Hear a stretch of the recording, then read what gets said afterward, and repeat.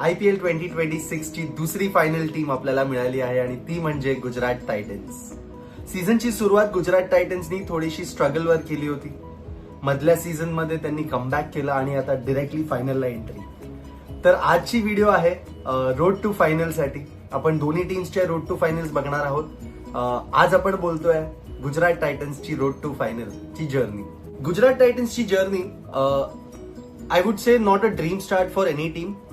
सुरुवातीला 7 मॅचेस मधले 3 जिंकले होते आणि 4 हरले होते. त्यात त्यांनी पंजाब किंग्स विरुद्ध डिफीट होती, त्यांना राजस्थान रॉयल्स विरुद्ध डिफीट होती, नंतर दिल्ली कॅपिटल्स, लखनौ आणि कोलकातावर सलग 3 मॅचेसची विक्ट्री घेऊन त्यांचा कॉन्फिडन्स नक्कीच वाढला होता.